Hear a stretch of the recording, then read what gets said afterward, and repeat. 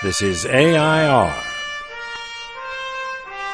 Artists in Residence Broadcasting, coming to you once a week from New York City.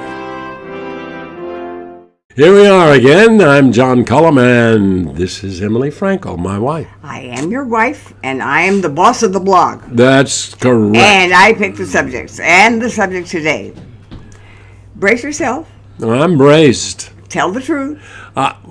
Okay, here comes the truth. All right. What was the very worst audition you ever did? I refuse to tell you the truth on that.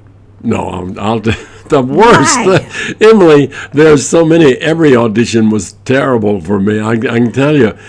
I don't know whether you remember, but I was terrified about doing You singing. drank sometimes before. Before singing auditions, I would get snockered because I was so nervous about singing.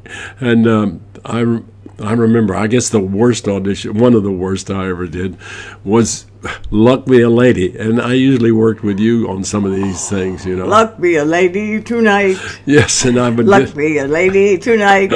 I remember that. Oh, my. So I went in and I had this choreography that you'd figure out about playing dice, and I would go down on my knees and so on. So I said, "Luck be a lady tonight," boom, and I'd go down on my knees, and then I'd get back up and I'd say, "Do you mind if I start again?"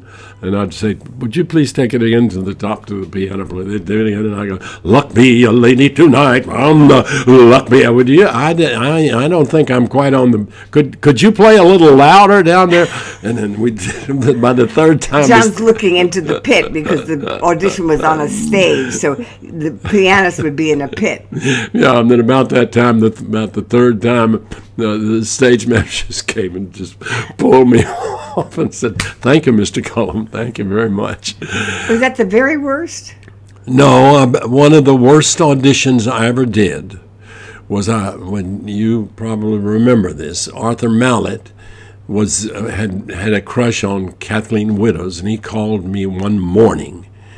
And he was down at the Gately bar, and he was been drinking, and I said, "Where are you?" And he said, "I'm down at the bar." And I said, "Well, just stay there, I'll come down." And so I went down there, and I started drinking with him. And then I said, "Arthur," I said, "I've got an audition this afternoon." And he said, "Well, what time is it?" I said, "It's 2:00. He says, "Well, if you hurry, you'll only be 2 hours late." So I jumped up and I went uptown and I went into this audition, and there was only one person left. They handed me a piece of paper that had all these things I was supposed to sign on it, and I scribbled across the whole thing, "Graduate of the University of Tennessee." Then I walked out on the stage, and they said, "Well, Mr. Cullum, we understand you're a graduate of the University of Tennessee." And I said, "That's right." And they said, "Well, have you done anything else?" And I said, "Yeah, I've done a lot of things." And I said, "But I didn't think you'd be interested."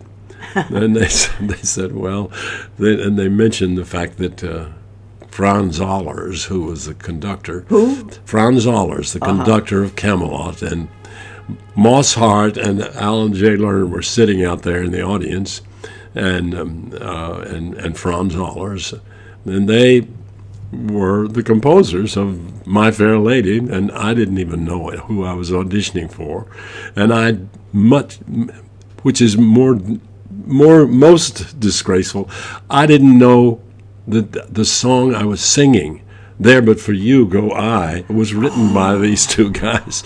And you had talked to me, and she said, "John, you're gesturing too much. You can't gesture it on everything." And I said, "There But You Go I." And so you said, "Just stand still." And I sang this. I said, "Well, can I move anywhere at the end?" She said, "Well, yes, you can raise your hands at the end." So I said, "There but for you go I." And I stumbled backwards. I was so snockered, and I left. And I thought, well, that's the end of that.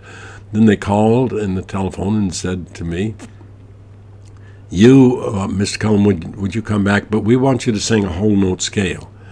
And so I called someone and said, what's a whole note scale? And they showed me on the piano. It's a very difficult thing for a non-singer to do.